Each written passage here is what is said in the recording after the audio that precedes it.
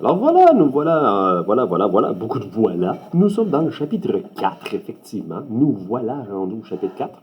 Un très court chapitre d'études. C'est à propos des transformations d'énergie. On a vu les transformations chimiques, suite à quoi on se souviendra toujours que rien ne se perd, rien ne se crée et tout se transforme. Et bien là, on va voir que c'est vrai aussi pour la quantité d'énergie impliquée dans différents systèmes. Commençons à la page 91 avec l'activité 4,1. Les activités, hein, souvent les gens confondent ça avec des devoirs. Oui, ça peut être une tâche à terminer à la maison, mais une activité, c'est un entraînement. C'est quelque chose pour activer, hein, justement, activer notre cerveau et le mettre en action pour être capable de retenir et de développer notre compétence avec ce sujet. Écrivez dans chaque case le numéro de la situation, voici les situations, qui correspond à chaque transformation d'énergie. Alors, ce qu'on doit comprendre ici, c'est que vous devez être en mesure d'identifier des types d'énergie et d'identifier la forme d'énergie qui est impliquée et comment elle est transformée. Donc, quelle est l'énergie originale qui rentre dans le système et quelle est l'énergie finale qui en ressort. Par exemple, une voiture hybride. On comprend qu'une voiture hybride, c'est une voiture qui fonctionne, entre autres, grâce au courant électrique. Donc, l'électricité permet de faire avancer la voiture sans consommer d'essence. Quelles énergies sont impliquées dans la phrase, dans le contexte de la phrase? Sans utiliser d'essence. Donc, on ne parlera pas d'énergie chimique. On va utiliser la partie électrique. Ça veut dire qu'au départ, l'énergie est électrique. Et vu que ça permet à la voiture d'avancer, donc de se déplacer, on parle d'énergie de mouvement, c'est l'énergie mécanique. Vu qu'on passe d'une énergie électrique à mécanique, on va chercher, dans les cases de gauche, quelle transformation d'énergie présente une transformation électrique à mécanique. Alors, la première dit que c'est une énergie mécanique vers thermique, c'est pas ce qu'on veut. La deuxième dit électrique à rayonnante, non plus. Chimique à mécanique, ça serait vrai si on parlait d'un moteur à essence, mais là, c'est un moteur hybride sans essence, donc c'est l'électricité qu'on devrait voir au début. Électrique à mécanique, c'est celle-ci qu'on cherche. Donc, à côté de D, c'est là qu'on inscrit la 1. Pour la deuxième, tu vois, un avion propulsé par ses moteurs. Là, les avions à moteur, ils fonctionnent à l'essence, au carburant, un kérosène. C'est une sorte de carburant qui brûle, qui explose. Ça accélère pour décoller. Alors, qu'est-ce qu'on a ici? On a l'énergie chimique des particules du carburant qui vont se transformer en mouvement pour faire avancer l'avion et la faire voler, se déplacer dans les airs. Donc, on parle d'un déplacement mécanique. On cherche donc de chimique à mécanique. On en a vu une comme ça tantôt, c'est ici. Transformation de chimique à mécanique. On va inscrire 2. C'est la situation de l'avion. Pour l'insecte qui émet de la lumière, on l'a lu dans le chapitre précédent qu'une façon de produire de la lumière, c'était par les réactions avec la luciférase et la luciférine, des petites enzymes qui sont dans le corps de l'insecte, qui, lorsque la créature respire, ça fait une réaction avec l'oxygène et ça produit de la lumière. On parlera donc de molécules dans la luciole qui vont réagir ensemble et émettre de la lumière. Si on parle de molécules, on parle d'énergie chimique. Et si on parle de lumière à la fin, on va mentionner que c'est une énergie rayonnante, parce que la lumière est une onde électromagnétique. Elle fait partie des types d'énergie rayonnante. Je cherche donc une énergie chimique qui devient rayonnante, CE ici. Transformation chimique qui devient rayonnante. On va inscrire le 3 à côté. Pour le quatrième, c'est un petit peu plus spécial. La pierre de curling qui glisse est ralentie sous l'effet du frottement. Sous l'effet du frottement, prends ta main et frotte-la sur ton bureau comme ça. Elle se réchauffe, hein? Elle devient chaude. Donc, le mouvement de ta main par le frottement crée de la chaleur. On parle donc d'énergie mécanique de mouvement qui devient thermique, de la chaleur. Est-ce qu'on a quelque chose comme ça qui nous parle d'énergie mécanique à thermique? Mécanique à thermique, c'est la première. Donc, le 4, il va ici. Et la cinquième devrait donc occuper cette case. Une ampoule à DEL éclaire une petite pièce sans dégager significativement de chaleur. Donc, éclaire une pièce en faisant peu de chaleur. Si l'ampoule a DEL, une diode électroluminescente, donc elle fait de la lumière grâce à l'électricité, on devrait avoir une énergie électrique qui devient rayonnante. C'est bien ce qu'on a en B. On peut y placer le numéro 5.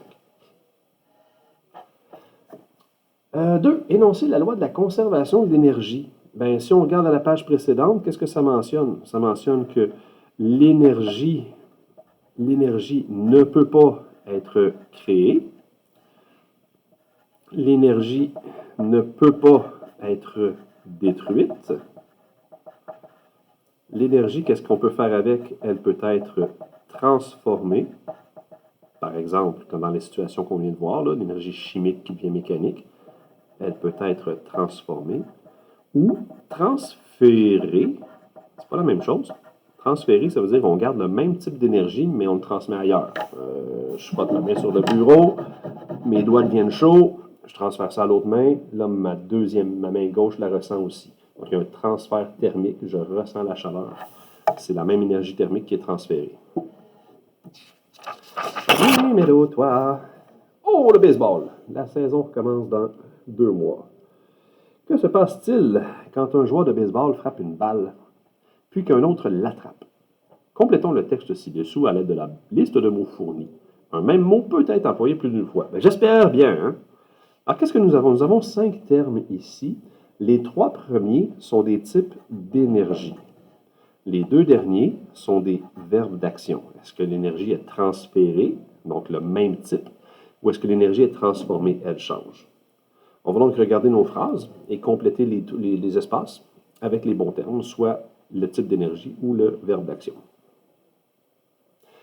Alors, 1.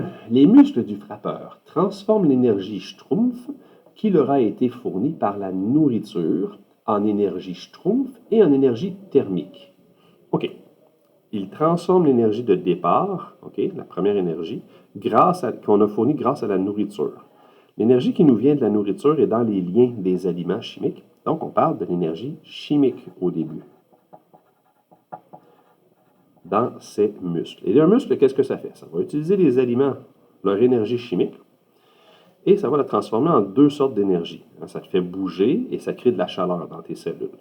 Alors, on mentionne déjà que ça crée de l'énergie thermique. Ça veut dire que l'autre type d'énergie sera mécanique. On parle du mouvement de son bras, du mouvement de ses muscles. D'ailleurs, on dit une partie de l'énergie mécanique, comme quoi c'était bien mécanique, une partie de l'énergie mécanique des bras du frappeur est au bâton. Le bâton, il va être mis en mouvement. Donc, il ne devient pas chaud. Le bâton va se déplacer. L'énergie du mouvement, c'est l'énergie mécanique. Alors, le bâton est en énergie mécanique et ça vient grâce à l'énergie mécanique du bras. Donc, de mécanique à mécanique, c'est un transfert. L'énergie est donc transférée. Ensuite, c'est un peu flou. Je ne peux pas faire mieux. La phrase numéro 2. Lorsque le bâton frappe la balle, une partie de son énergie, on cherche le type d'énergie, est à la balle. Bon, le bâton, quand il frappe la balle, il bouge. Donc, c'est de l'énergie mécanique qui va être transférée ou transformée à la balle. Elle va être transférée. On donne la même énergie, la balle va se mettre en mouvement elle aussi. Donc, on devrait mentionner ici une partie de son énergie mécanique, pas toute. Il y a une partie qui a été perdue dans la déformation du bâton et dans la déformation de la balle. Une partie de son énergie mécanique est transférée à la balle. Il y a également une partie de l'énergie du bâton qui est en énergie puisqu'un peu de chaleur s'est dégagée. Oui, quand on frappe des objets ensemble, c'est un petit peu comme si on les frottait. Donc, ça crée une chaleur, ça crée un petit peu d'énergie thermique.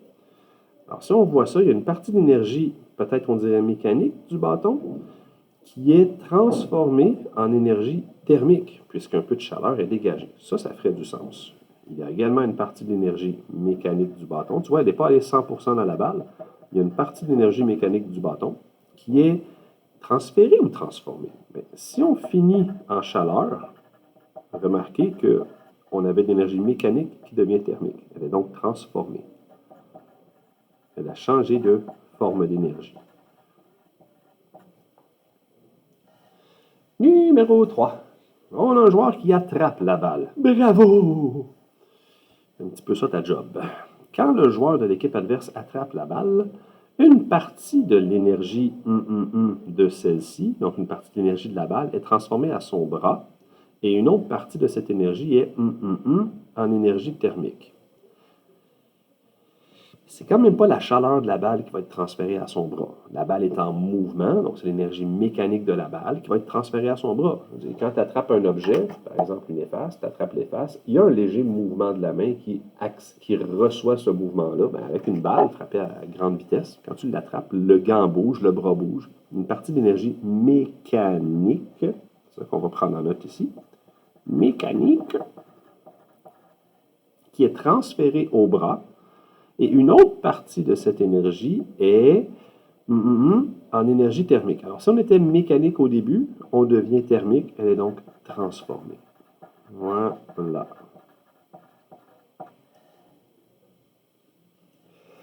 En dessous, ben, c'est la question 4, on achève. On attribue souvent à Antoine Lavoisier la phrase célèbre « Rien ne se perd, rien ne se crée, tout se transforme ». Quel lien pouvez-vous faire entre cette maxime, c'est une phrase, une maxime, et la loi de la conservation de l'énergie? Ben, ça se ressemble. On a vu que la loi de la conservation de l'énergie, c'est que l'énergie ne peut être ni créée ni perdue, elle peut être transformée ou transférée. Alors, ça se ressemble beaucoup. Alors, quel lien pouvez-vous faire? On pourrait dire, c'est semblable, hein? C'est très, très, très semblable. C'est très semblable.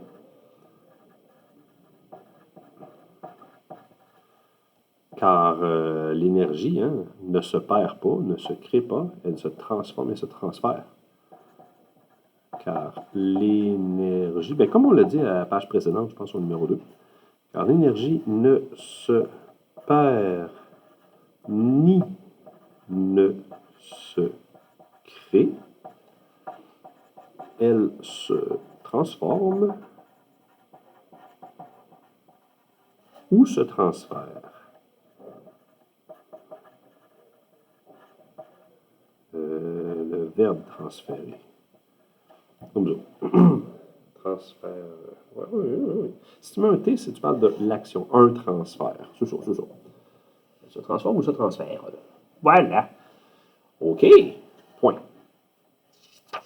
Numéro 5. Avant-dernière ici.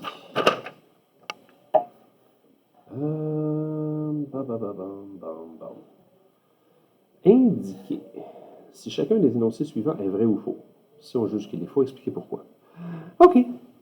Il est possible de transformer 10 joules d'énergie mécanique, 10 joules, je vais les transformer en 4 joules d'électrique et 6 joules de thermique.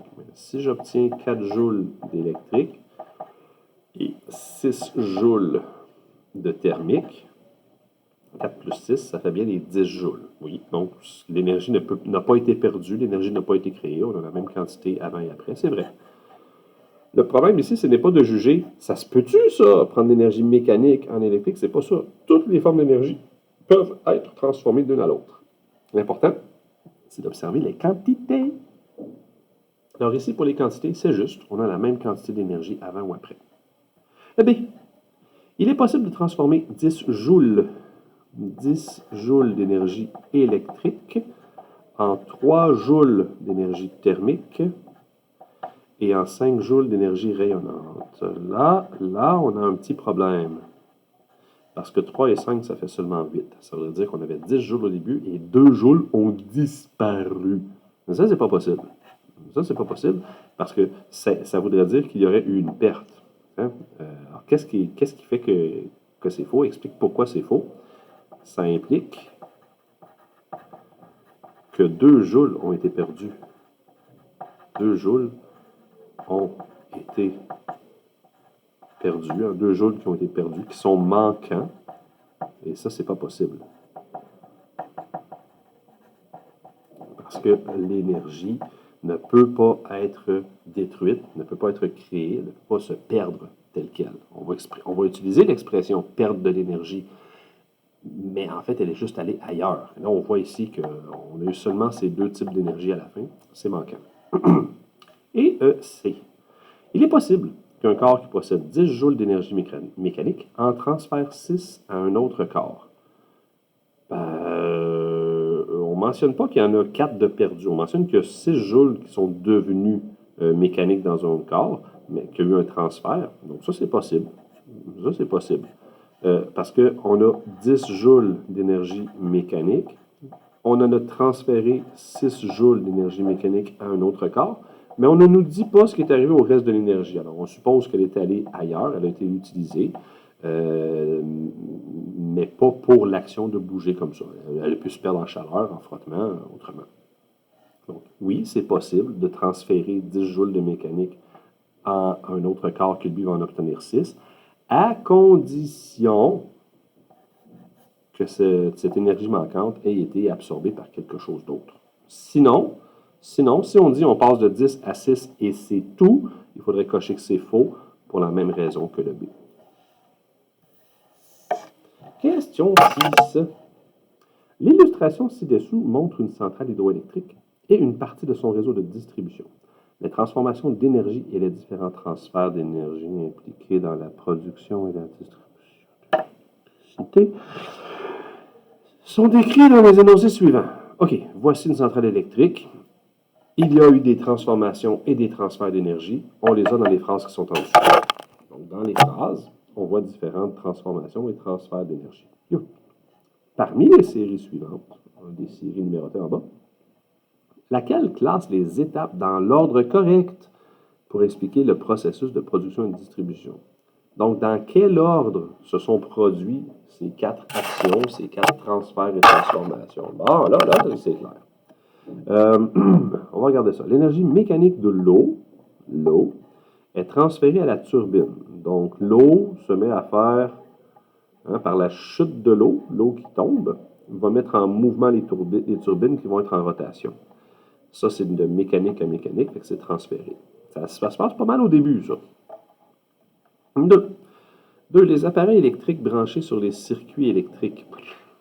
Les appareils domestiques transforment l'énergie dans les chauffe-eau rayonnantes. Donc, ça transforme l'énergie à la maison. Donc, on est ici, là. 2, on est là. 1, on est là. Alors, transformation d'énergie électrique en thermique pour le chauffe-eau, rayonnante pour les lumières, etc. Mécanique pour les haut-parleurs, tout un système de son, par exemple. 3. La génératrice de la centrale transforme l'énergie mécanique de la turbine. On a parlé de la turbine ici. Elle transforme l'énergie mécanique de la turbine en énergie électrique. Okay, ça se passe à la centrale. Ça se passe à la centrale ici. Donc, ça veut dire que la rotation d'énergie mécanique de la turbine va être transformée en électricité par la génératrice. Donc, on passe d'un mouvement à un courant électrique. Donc, une circulation d'électricité. Ça veut dire qu'on passe de mécanique à électrique. Et ça doit se faire ici, au niveau du couple de la génératrice turbine. Donc, ça veut dire que l'étape 3 se passe pas mal là. Et étape 4. Après avoir parcouru le réseau de distribution, bon, ben là, c'est clairement ça, le réseau de distribution. Là. Après avoir parcouru le réseau de distribution électrique, l'énergie électrique est transférée aux appareils branchés sur ce circuit chez les clients.